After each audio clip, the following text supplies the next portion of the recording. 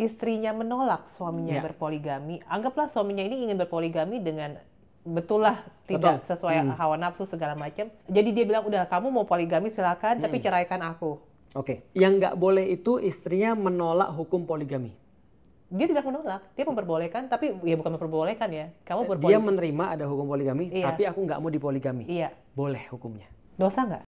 Bagaimana cara mendamaikan istri yang tidak setuju dengan poligami? Ini kesannya kayaknya cowok deh nih yang nanya. Ya, mendamaikan istri yang nggak mau poligami.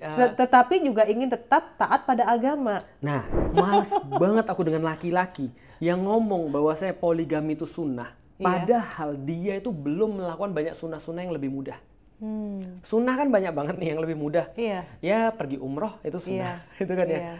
Menyantuni anak yatim itu sunnah. Iya. Hormat pada orang tua bahkan wajib. Itu yang kadang-kadang kebanyakan aku lihat ya. Sebenarnya banyak orang yang dia itu sebenarnya cuma hawa nafsu tapi menjadikan agama itu sebagai tameng.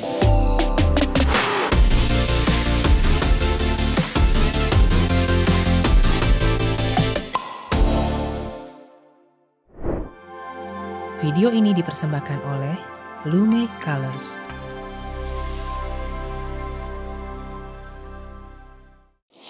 Oke, Ko Felix itu sering menyebut bahwa poligami itu sunnah, bukan kewajiban. Tapi kenapa banyak pria yang memaksakan dalil ini, bahkan ketika mereka tidak mampu berlaku adil? Oke. Pertama-tama aku kayaknya jarang banget deh ngomong itu kalau nggak ditanya ya. Nah, makanya ini aku tanya. Ya, karena aku udah berjanji sama diriku sendiri, aku nggak pernah ngomong itu sama istriku.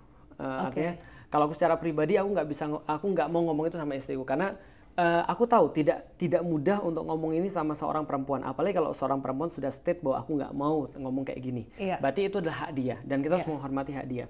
Jadi aku nggak pernah ngomong di rumah tentang poligami, nggak pernah. Aku cuma bilang ini cewek cantik, tapi aku nggak ngomong poligami. Wajar kan ya? Tapi kalau aku punya suami bilang ini cewek cantik juga aku Mati langsung ya. habis itu sih. Bibirnya biru. Nggak, aku cuma pengen dia tahu bahwa saya aku jujur sama dia. Walaupun dia tahu sejauh mana ya kayak misalnya kayak sekarang kan banyak iklan-iklan Song Hye Kyo tuh. Aku bilang Song Hye Kyo tuh cantik, aku bilang gitu. Oh ya, itu aku setuju. Ya, Cantik. terus masih dibunuh gitu. Masih dibunuh. Cuma boleh cewek yang ngomong, cowok nggak boleh ngomong. Betul. Nah, jadi ketika aku nggak pernah ngomong, aku mencoba untuk menghormati dan aku tahu banget bagaimana perasaan cewek ketika dia itu menemukan suaminya itu tidak apa ya, cuma untuk dia lah kira-kira gitu. Itu yang pertama. Sehingga aku nggak ngomong itu sama istriku. Tapi yang kedua, aku juga perlu jelasin sama istriku dan aku udah jelasin sama dia bagaimana hukum agama berkaitan dengan poligami. Bahwasanya poligami itu adalah mubah, bukan sunnah. Bagiku mubah. Sunnah itu contoh kayak gini ya, Ci ya. Sunnah itu kalau di dalam agama Islam adalah kalau kamu melakukan kamu dapat pahala. Kalau kamu tinggalin nggak apa-apa. Itu sunnah tuh. Itu pahala buat prianya. Pahala buat dua-duanya. Oke.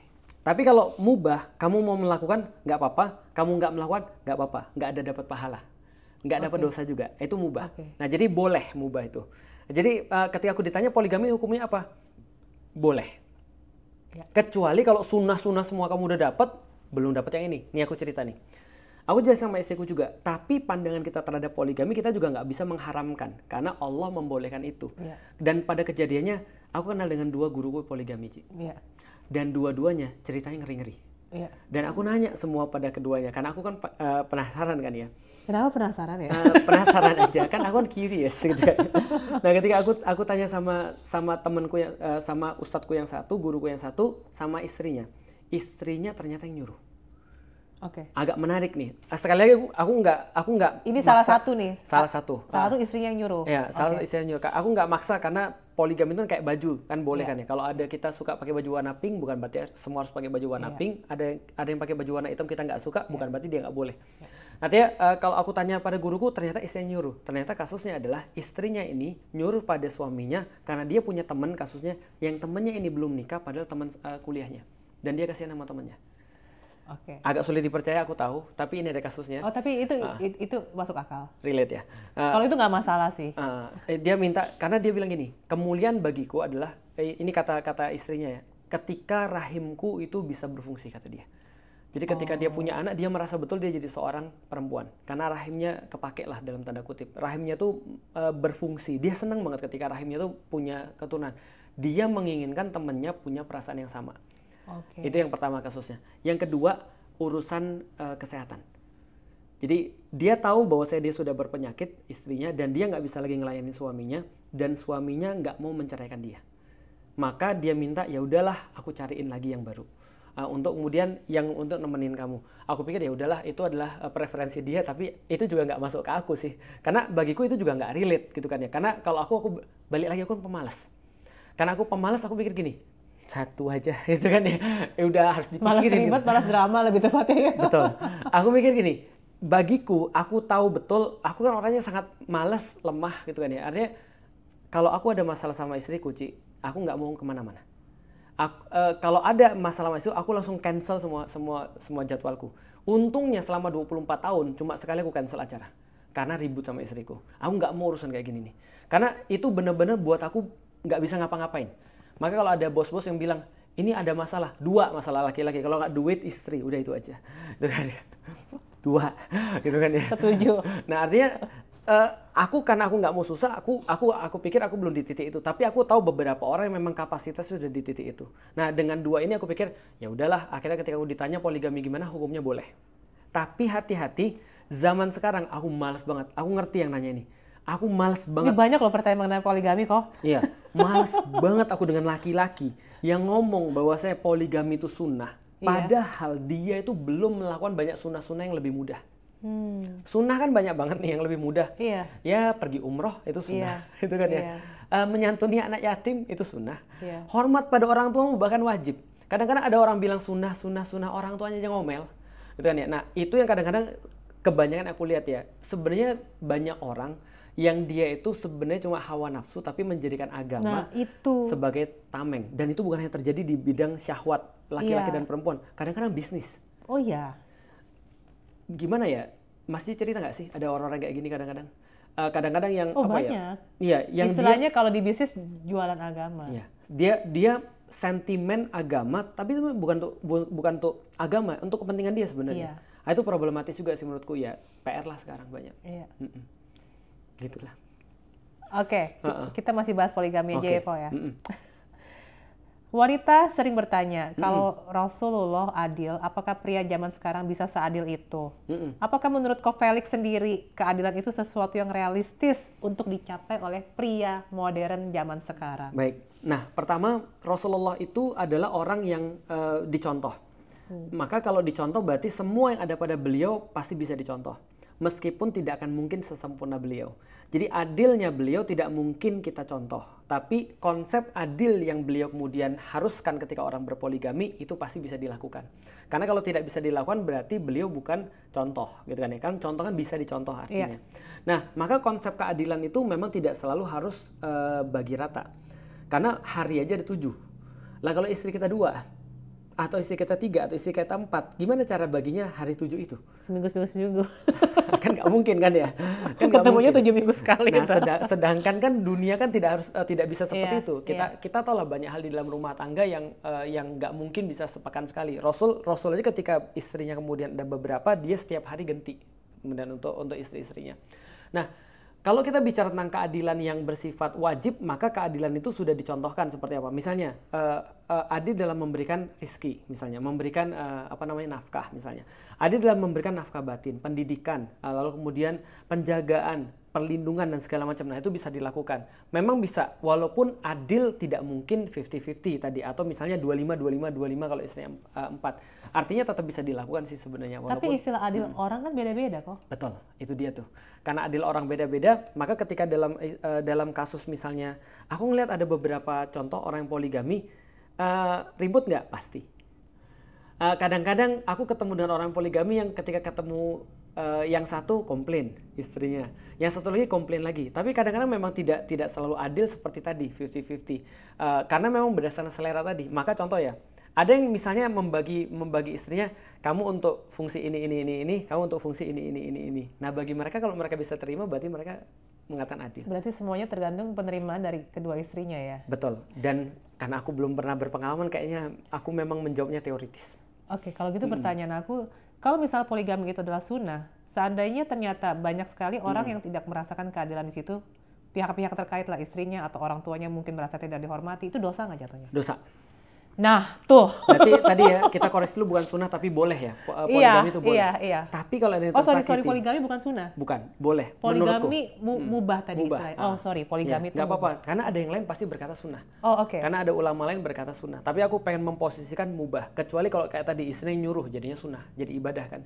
Nah, kalau misalnya dia dalam proses itu menyakiti atau tidak adil dalam melakukan, berarti kan dia melanggar Al-Quran sendiri kan. Kata Allah, kalau kalian poligami maka harus adil. Kan gitu kan ya. Nah, kalau tidak adil berarti kan dia melanggar perintah Allah sendiri. Contoh misalnya ya, aku pernah ketemu juga sih, ada kasus beberapa dia nikah misalnya, ya karena dia cenderungnya banget-bangetan, akhirnya mohon maaf keluarga ini nggak dinafkahi, keluarga ini anak-anaknya nggak dididik segala macam. Ini kan jadi mudorot. Nah, itu yang aku kadang ngeri sih. Jadi gini, dalam potensi pahala yang besar terdapat potensi kemaksiatan yang sama besar. Contoh ya, Ci ya. Tahu nggak, Ci? Siapa yang masuk neraka pertama kali di dalam Islam? Pasti wanita. Bukan. Maksudnya gimana nih? Yang pertama kali masuk neraka nanti di dalam Islam siapa? Ada 3. 1 pembaca Quran. Oke. 2 orang yang sering sedekah. 3 orang yang berjihad. Dan 3 ini adalah pahala yang paling besar. Termasuk paling besar pahala di dalam Islam adalah baca Quran, sedekah, sama jihad. Mereka masuk neraka karena merasa berhak masuk surga. Mereka masuk neraka karena mereka melakukannya bukan untuk Allah. Itu 3 ini ternyata kan potensi pahalanya besar, tapi potensi maksiatnya juga besar sekali. Maka dia harus jaga benar. Bayangin, poligami sama nggak? Sama. Oh, itu resikonya gede banget ya berarti. Setiap potensi pahala ada potensi dosa. Contoh ya, kita nggak usah bicara poligami deh. Poligami terlalu berat kayaknya kalau kita bicara untuk orang Indonesia. Pasti banyak loh kok. Iya. Bicara nggak apa-apa, maksudnya kita bicara dalam pertanyaan ini, kita bicara istri aja. Iya. Kita bicara istri satu ya, jangan bicara poligami. Nggak adil sama istri yang satu. Dosa nggak? Dosanya besar banget. Karena ikatan nikah itu yang ngambil kan langsung atas nama Allah. Kita ngambil anak orang ini kan langsung atas nama Allah. Yang awalnya haram jadi halal. Kita ambil atas nama Allah kita menzolimi dia. Itu ngeri sekali. Makanya aku bilang pada semua perempuan-perempuan, hati-hati banget kalau nikah. Karena kalau dapat cowok yang salah, itu kayak lebih parah daripada nggak nikah-nikah. Bayangin ya, coba ya bayangin ya. Kita punya anak perempuan, pernah nggak kita mukulin dia pakai tangan kita? Nggak pernah kan? Bayangin nggak kalau anak kita dipukul orang pakai tangan dia? Kan kita kan pasti nggak rela. Pertanyaan, Rasul pernah nggak mukul pakai tangan? Nggak pernah. Rasul pernah nggak mukul istrinya? Nggak pernah. Sedangkan ada orang yang kemudian mukul istrinya terus bilang, kamu aku mendidik kamu itu adalah tugas aku. Ini adalah perintah Islam. Dari mana? Nah, dia melakukan sesuatu yang buruk padahal harusnya dia menjaga perempuan ini. Nah, itu hukumnya salah. Dosa itu, dosa parah. Poligami sama. Kalau seandainya begitu. Nah, sekarang gimana caranya pria-pria atau ya kita sebagai istri mungkin ya, melihat si suami ini bisa membedakan niatnya dia yang benar-benar tulus, ibaratnya, atau cuma sekedar pembenaran atas hawa nafsunya dia gitu loh. Kalau aku lebih enak sih yang mulai istrinya. Iya. Karena istrinya yang lebih tahu keperluannya apa. Contoh kayak gini ya, aku pernah bersimulasi, andaikan aku berada dalam kondisi yang sama, ide itu nggak akan datang dari aku. Karena kalau datang dari aku nggak bisa bedain. Ini aku memang pengen atau memang aku perlu. Ide itu nggak datang dari aku. Kalau kita sekedar belanja ya gampang lah. Aku pernah ngasih orang tips. Oke gini, kalau mau tahu kamu mau beli itu penting atau tidak, karena di zaman belanja online itu kadang-kadang sulit banget untuk dibedain kan gitu kan. Aku bilang udah masukin aja ke keranjang, tunggu sampai 2 minggu lagi. Lihat kamu perlu itu atau enggak. Kalau misal belum tetap kamu mau, oke yang kedua, cari orang yang punya barang yang sama, pinjem, pakai. Kamu perlu nggak sih sebenarnya? Karena banyak banget kan pembelian gagal dalam hidup kita. Ini kayaknya penting banget nih, perlu banget. Pas kita udah pakai, jual lah. Iya. Atau kasih orang. Nah kita nggak benar-benar perlu. Ini kayak anak orang kan bukan kayak beli komputer. Bukan kayak beli jam atau HP. Nah berarti ya jangan dites juga dulu. Gitu kan ya. Nah jadi better not dari kita. Gitu, better dari istri. Atau better dari gurunya. Atau dari siapapun yang lebih ngerti dia daripada diri dia sendiri. Gitu. Oke, ini terkait poligami lagi. Aku tuh sering baca komen ya, lebih baik poligami daripada ujung-ujungnya selingkuh. Atau kasarnya jangan salahin suami selingkuh itu karena istrinya tidak memperbolehkan dia berpoligami. Aku nggak suka sih, itu ancaman tuh. Aku nggak suka tuh, karena itu sama aja kayak gini. Kamu mau aku bunuh 1 orang atau 2 orang? Iya. There is no for the greater good. Di dalam Islam nggak ada pilihan for the greater good kecuali kalau ada darurat. Contoh ya, terperangkap di gua, dan nggak ada makanan kecuali aku atau babi. Makanlah babi, jangan makan aku. Oke. Kan gitu kan ya? Iya. Nah, itu nggak apa-apa. Tapi Iya. kalau ada aku dan ada mie, ya makan, ada babi dan ada mie, ya makanlah mie. Iya. Jangan makan babi. Iya, betul. Tapi jangan kemudian, karena terus terang, gini Ci, banyak orang yang datang ke aku, punya masalah keluarga, lalu kemudian suaminya bilang apa? Dia nggak mau ngelayanin aku sih. Dia nggak mau, karena aku nggak puas di rumah, aku wajar dong nyari yang lain. Iya. Itu palanya aku keplak tuh. Iya. Terus aku bilang gini, aku kasih tau kamu ya, istrimu bermaksiat. Kalaupun istrimu bermaksiat, itu bukan menjadi alasan kamu boleh maksiat. Iya. Kok kamu bisa kemudian untuk ngancem orang lain pakai maksiat kamu sendiri. Iya. Itu kan sama sekali nggak dewasa tuh. Iya. Artinya kalaupun ternyata setelah aku cari-cari tahu, mohon maaf ini pembicaraan 18 tahun ke atas ya. Ya wajar aja. Dia datang dalam kondisi nggak bagus, jam 2 malam, minta sama istrinya untuk dilayanin. Aku bilang, Iya, logika aja sih. lu iya. nggak punya otak. Iya. Lah, kalau di dalam Islam, itu bahkan di dalam Al-Quran tuh, mohon maaf lagi ini pembicaraan 18 tahun, tapi insya Allah semua udah dewasa ya. Allah katakan justru apa? Fabashiruhunna, buatlah mereka senang dulu. Artinya apa? Mereka mau melakukan atau tidak mau melakukan, istri-istri itu seringkali tergantung kamu. Lah kalau kamu tiba-tiba nggak mandi, baru dari futsal, terus kemudian minta, lah gimana ceritanya? Iya, benar-benar. Lah mandi dulu lah, siapin apa dulu lah. Bahkan aku pernah baca 18 tahun atas lagi, aku pernah baca satu buku. Kalau kamu lagi mau undang untuk sama istrimu, ya persiapan dari tadi pagi. Ngomong dulu ke dia dengan ucapan-ucapan yang romantis gitu kan ya, atau cuci piring dulu lah, atau selesain cuci baju dulu lah, biar dia senang. Setelah dia senang, terjaga kemudian. Nah itu ada di dalam Islam, termasuk dalam tanda kutip foreplay. Jadi foreplay itu bukan cuma kayak yang mereka kenal, itu namanya foreplay juga, dan itu dikasih tahu di dalam Al-Quran. Jadi jangan cuma datang pada perempuan, lakukan dulu fabashiruhunna, ayo senangkan mereka dulu, baru kemudian kamu minta. Lah ini cowok-cowok zaman sekarang, kalau nggak mau melayani aku, kamu dilaknat sampai pagi. Lah kamu ngapain? Jadi Ngerti. banyak orang cuma mau dalil untuk diri dia, untuk orang lain, tapi nggak mau dalil untuk diri dia. Dia cuma mau judging orang lain, tapi dia nggak pernah mau pakai agama yang sama untuk nilai diri dia. Nah harusnya yang pertama harus dia lakukan, nanti kamu akan mendapatkan orang lain akan pakai dalil untuk diri dia sendiri. Nggak ada satupun perempuan yang aku tahu ya, kalau lihat suaminya bertanggung jawab, lihat suaminya kemudian bisa dipercaya, bisa diandelin, ngelindungin, nyaman sama suaminya. Masa sih ada perempuan yang nggak mau? Terus kemudian ketika diajak untuk berhubungan, itu kan nggak mungkin. Ya itu sih salah satunya. Aku jadi teringat temanku tuh ada yang dia terlahir muslim, terus karena suaminya selingkuh, ujung-ujungnya akhir diizinkan poligami, dia sampai bilang ke aku kan, ini teman soalnya, Ya. Ci lu nggak ada kepikiran masuk Islam kan, jangan deh Ci, ntar laki lu poligami. Ya. Aku tebak apa yang terjadi setelah dia poligami. Iya. Dia akan melakukan maksiat yang sama. Oh iya betul. Ya, itu kan sudah tebak. Kenapa? Karena aku bilang tadi nggak berhenti sampai di situ. Iya. Kalau kita menjustifikasi satu kesalahan dan kita nggak nyelesain problematikanya, dia akan melakukan kesalahan yang sama. Iya. Karena kita kira dia akan berhenti ketika dia poligami. Oh enggak. Dia melakukan itu maksiat, dan maksiat itu akan terus menerus terjadi. Nggak akan berhenti. Maksiat nggak akan berhenti ketika Anda seolah mengatakan ini yang terakhir deh. Nggak, maksiat nggak akan berhenti sampai setan tuh lebih pintar daripada kita. Iya. Gitu. Nah, oke. Saya juga sebenarnya cukup paham sih bahwa poligami itu dulu diciptakan maksudnya ada di agama Al-Quran itu untuk mengatur biar wanita tuh sama adil dapatnya gitu porsinya kan. Dan juga memang Iya, karena kan dulu banyak tuh yang punya istri lebih dari banyak banget lah sampai selir segala macam gimana. Ada yang bahas gini, Ci. Ini menarik nih. Kita coba berandai, kita simulasi ya. Andai kan makanan cuma cukup untuk 5 orang. Iya. Enggak ding, makanan cuma cukup untuk 4 orang. Iya. Sementara ada 100 orang. Iya. Mau nggak mau harus ada 5 orang yang dipertahankan. Iya. Menurut Cici, mana yang berapa cowok, berapa cewek?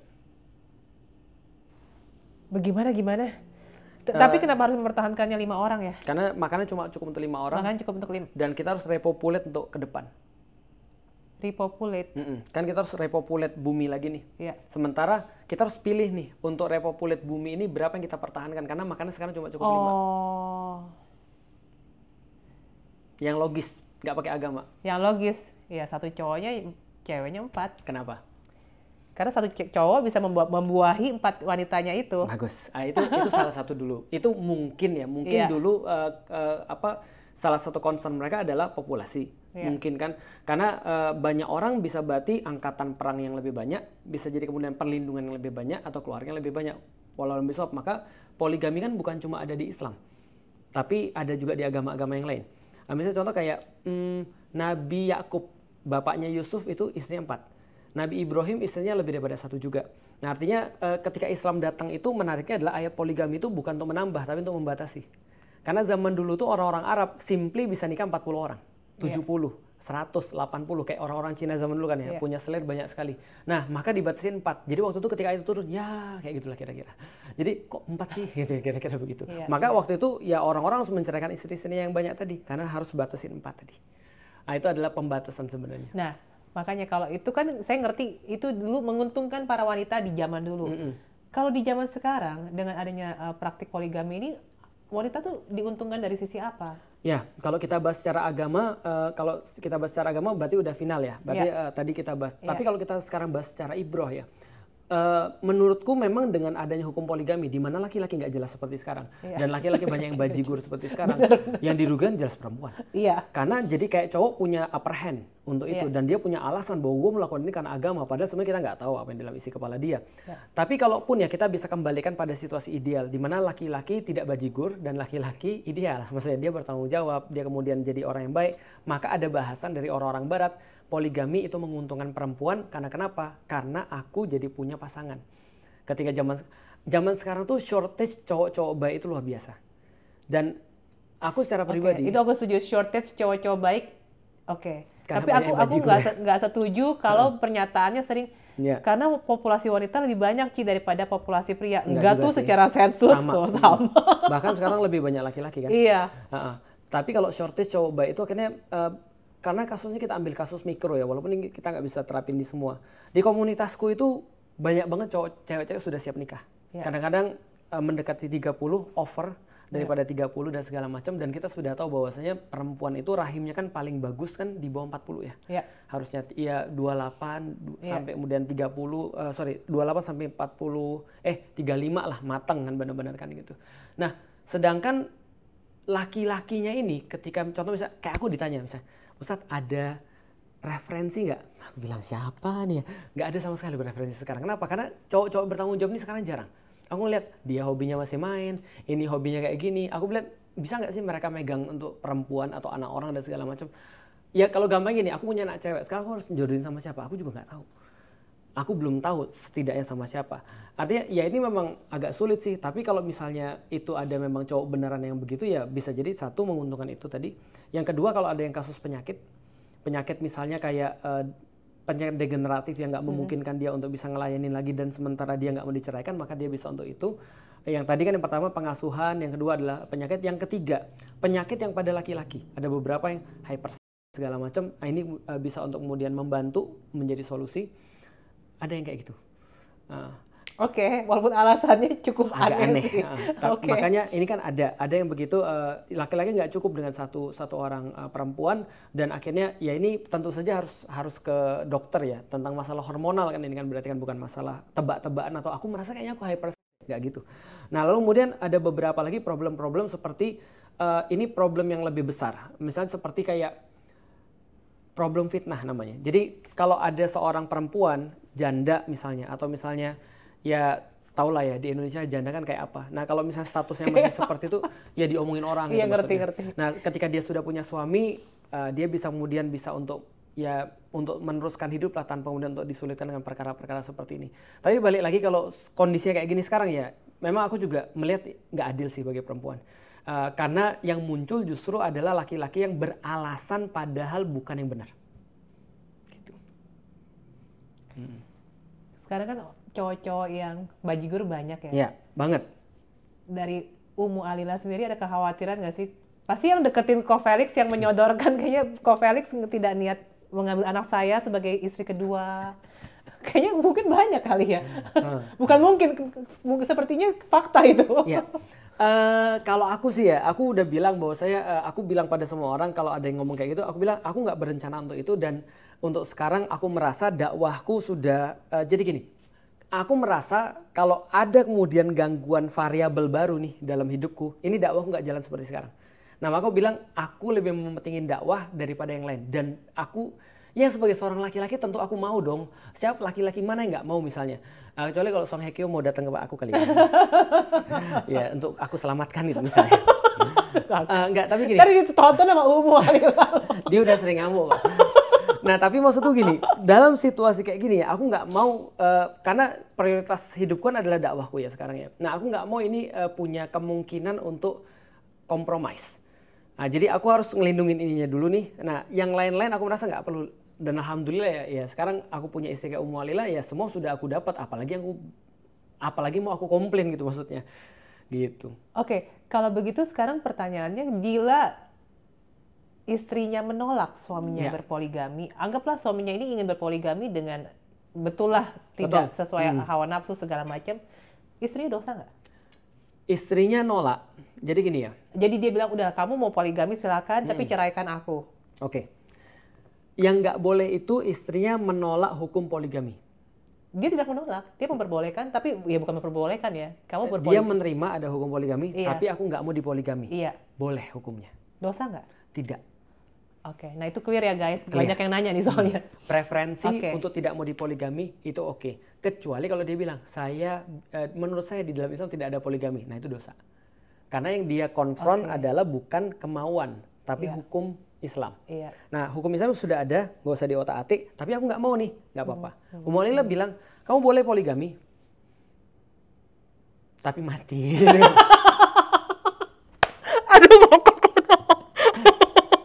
Ya jadi artinya enggak sih istri kalau Ummu Alila bilang ya jelas dia bilang dia nggak mau gitu kan ya, dia nggak mau, dia nggak ada masalah. Bahkan sekarang kalau aku tegasin, kalau contoh bisa ketika ada yang lagi perkenalan nih cowok sama cewek, aku bilang sama yang cewek, kalau kamu nggak mau dipoligami, state dari awal bahwa aku nggak mau dipoligami, ada masalah buat kamu, aku masalah, ya udah nggak jadi. Nggak ada masalah, aku juga nggak mau poligami kok, ya udah kalau gitu kita jalan. Nah itu nggak ada masalah, yang penting jangan hukumnya yang diotak-atik. Ya ini sebenarnya sudah cukup menjawab tadi pertanyaannya, lebih tepatnya bagaimana cara mendamaikan istri yang tidak setuju dengan poligami. Ini kesannya kayaknya cowok deh nih yang nanya. Ya, mendamaikan istri yang nggak mau poligami. Tetapi juga ingin tetap taat pada agama. Nah, ini kan konflik, balik lagi ini konflik kan. Aku harus kasih tahu dia, kalau ini laki-laki ya. Kalau ini laki-laki aku harus kasih tahu dia. Kalau kamu belum bisa ngeyakinin istrimu, atau belum bisa buat istrimu support, atau istri yang punya ide bahwa untuk kamu poligami, berarti kamu belum bisa untuk poligami. Sesederhana itu. Sesederhana itu. Artinya gimana ya? Lu tahu nggak sih, ngeyakinin istri satu aja lu nggak bisa, mau dua? Gimana ceritanya coba? Aku kadang-kadang menemukan banyak, tahu nggak problematika laki-laki yang menikah tuh kebanyakan apa, Ci? Komunikasi. Iya. Mereka nggak bisa komunikasi. Aku aneh banget. Aku bilang gini, how come ketika kalian pacaran, kalian bisa membuat cewek tuh melakukan apapun buat kalian, tapi begitu kalian nikah, kalian bahkan nggak bisa komunikasi sama cewek. Kok bisa? Berarti ini masalah kemauan nih, bukan masalah kebisaan kan? Harusnya kalian kan bisa ngobrol gitu maksud sama istri. Ya ngobrol gimana ceritanya? Kalau ribut ya diobrolin, jangan ditinggal. Obrol. Lah kalau misalnya ngobrol sama istrinya aja dalam urusan ini dia nggak bisa, lah terus gimana mau poligami? Itu ada dua loh yang harus diyakinin hatinya tuh. Benar. Oke, pertanyaan selanjutnya.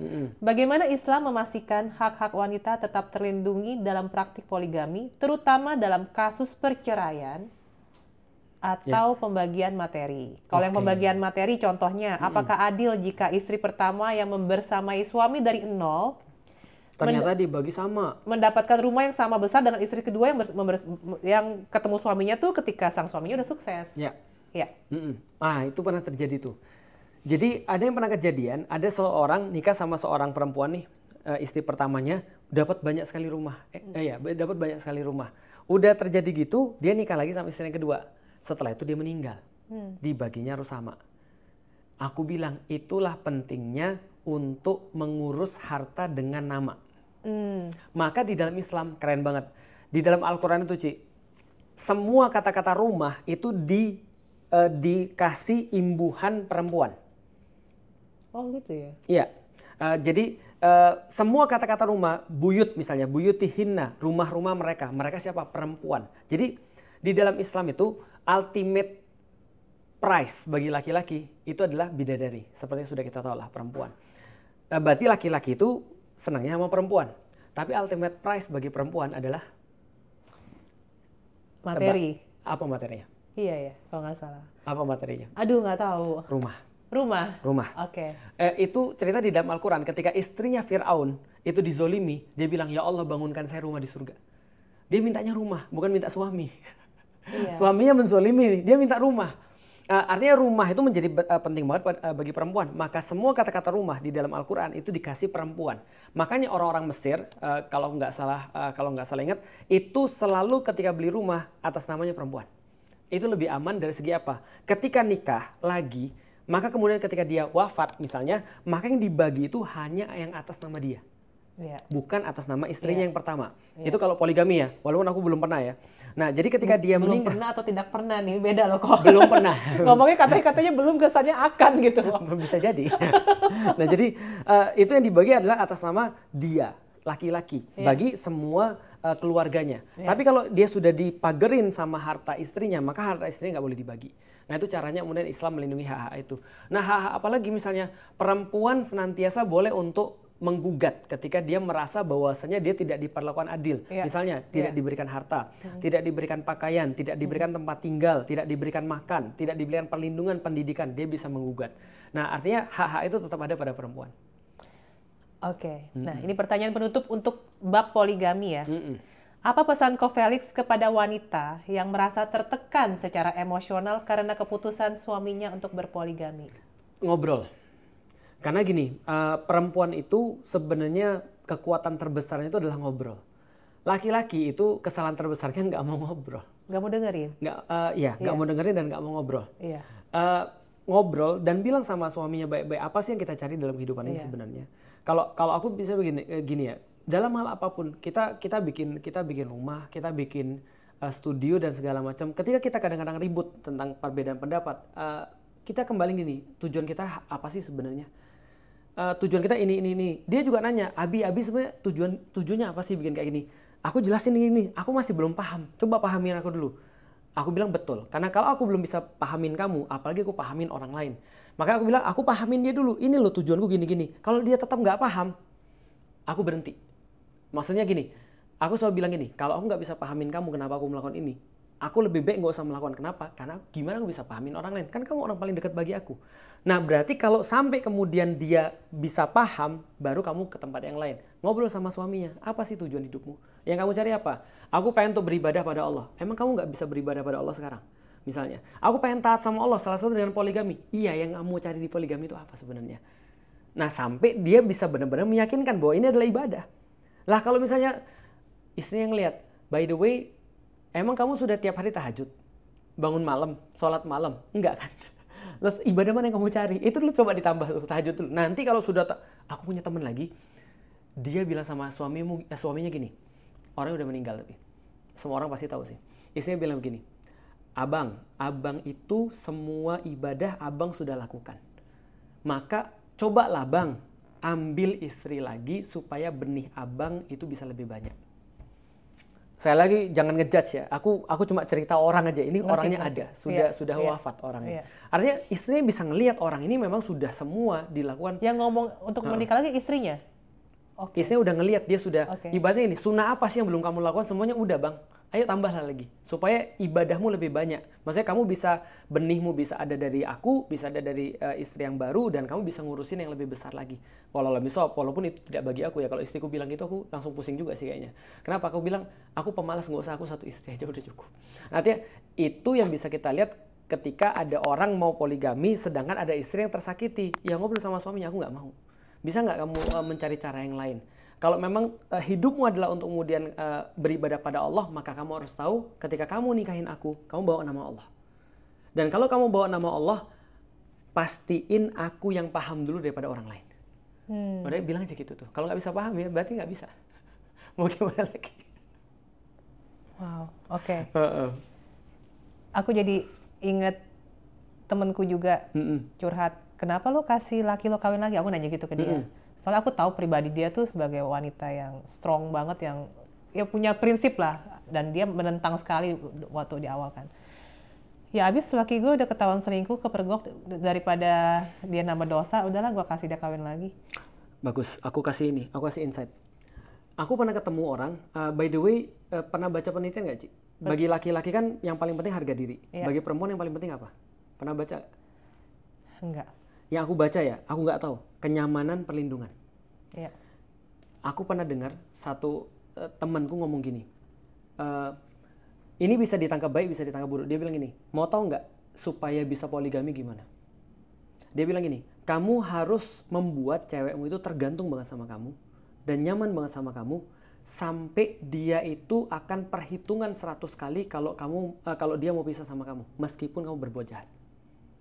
Paham nggak maksudnya? Paham. Aku ketemu orang kayak gini banyak banget. Mohon maaf, bagiku ya, bodoh banget. Paham nggak sih kenapa? Jadi gini ya, aku pernah ketemu dengan orang, suaminya itu bukan hanya selingkuh, jualan narkoba. Suaminya itu melakukan kejahatan-kejahatan yang lain. Aku bilang, kenapa sih kamu nggak mau pisah? Ini demi anak. Nggak demi anak, aku bilang. Kamu mau anakmu diajarin sama orang kayak gini? Tumbuh dengan ngelihat orang kayak gini? Nggak gitu. Sebenarnya apa yang terjadi? Dia cuma merasa nyaman aja sih. Dia nggak mau keluar dari zona itu sebenarnya problemnya. Itu aku bilang, sebenarnya laki-laki udah jebak dia di titik itu. Kenapa? Karena laki-laki buat dia nyaman sehingga ya udahlah nggak apa-apa dia maksiat. Yang penting aku masih di-provide. Nggak bisa gitu. Maka aku bilang di dalam Islam ya, maksiat itu akan punya anak. Nah, pertanyaan aku, yang dilakukan oleh temanku yang nih cewek ini, itu kan sebenarnya sama saja membiarkan suaminya berbuat zolim, ya nggak sih? Itu dia. Dan itu dosa kan? Betul. Dan dia meng-approve ketika suaminya berbuat sesuatu yang tidak jujur. Ya bukannya saya menghakimi dia dosa atau enggak ya, karena betul. kita ya secara nggak bisa hukum ya juga, memang begitu. Oke. Kalau saranku, kalau aku dibilang gitu, aku bilang gini, aku hargai bahwasanya dia punya kesabaran untuk itu. Iya. Tapi tapi kamu harus tahu, dia harus tahu bahwasanya dia bukan melakukan itu karena agama. Oke, iya betul, itu maksud saya. Betul. Iya. Dia melakukan itu out of putus asa karena nggak punya pilihan. Iya. Kalau aku misalnya yang aku saran kepada beberapa ya, aku bilang gini, tanya sama suamimu, dia niat untuk berhenti atau tidak. Kalau dia tidak niat untuk berhenti, lebih baik pisah. Tapi kalau dia niat untuk berhenti dan benar-benar berhenti, tergantung kamu. Kamu mau menerima dia lagi atau tidak. Kalau kamu tidak bisa menerima dia lagi, pisah. Ini berhenti selingkuh ya? Betul, berhenti selingkuh. Tapi kalau kamu mau menerima dia lagi, jangan ungkit-ungkit lagi. Iya. Karena itu udah selesai, ya udah, mulailah hidup yang baru. Tapi kalau misalnya kamu harus, ya udahlah daripada kamu selingkuh, mendingan kamu nikahi. Pertanyaanku sederhana, apa yang membuat dia stop sampai di situ? Nggak ada. Kita tuh kayak apa ya? Kita tuh kayak hidup nggak ada jaminan gitu maksudnya. Nggak ada komitmen. Kenapa kita mau nikah sama seseorang? Karena ada komitmen kan. Maka orang kan susah untuk selingkuh. Kalau pacaran kan nggak ada komitmen. Pacaran cuma, aku suka kamu, ya aku juga suka kamu. Ya udah yuk kita jalan nih. Oke. Aku jalan sama yang lain. Ya karena aku sudah suka sama dia. Terus lu mau apa? Ya udah nggak apa-apa juga. Aku belum diapa-apain. Kan nggak ada komitmen. Tapi kenapa orang mau menyerahkan, mohon maaf, keperawanan misalnya atau kehormatan misalnya? Karena ada komitmen. Komitmen disaksikan oleh orang banyak yang hadir, orang tua dan segala macam. Ada komitmen agaknya lebih susah. Tapi kalau nggak ada komitmen, ngapain harus dilanjutin? Problematika. Oke, selesai bab 2 nih. Oke. Break dulu ya. Kita akan lanjut lagi guys di video berikutnya nanti di etika dalam dunia bisnis dan keuangan. Nah sekarang gimana dengan orang, misalnya contoh jualan hijab juga nih, tapi di deskripsi ini hijab ini disimpan di dalam gudang kami yang kami putarkan Al-Quran, apa lagu apa segala macam selama 24 jam. Itu definisi menjual agama nggak kalau kayak gitu? Banyak orang yang berbisnis menggunakan tameng rezeki sudah diatur untuk membenarkan strategi bisnis yang nggak etis seperti ATM. Amatin, tiru, murahin. Bagaimana Islam memandang praktik ini dan apakah ada batasan moral? Intinya sih sebenarnya pertanyaannya, ada nggak sih batasan moral dalam meniru kompetitor? Apa pandangan Ko Felix tentang pinjaman riba dalam kondisi darurat?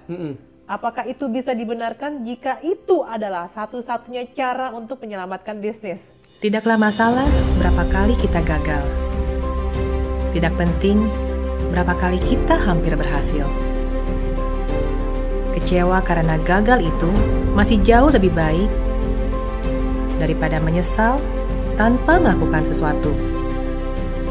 Yang perlu kita lakukan hanyalah belajar dari kegagalan itu dan dari orang-orang di sekitar Anda, dan yakin kalau kita pun bisa bangkit. Janganlah takut dengan kegagalan, karena jalan menuju kesuksesan adalah dengan selalu mencoba setidaknya 1 kali lagi. Dan ketika kita mencapainya, semua yang tidak tahu kisahmu hanya bisa berkata betapa beruntungnya Anda.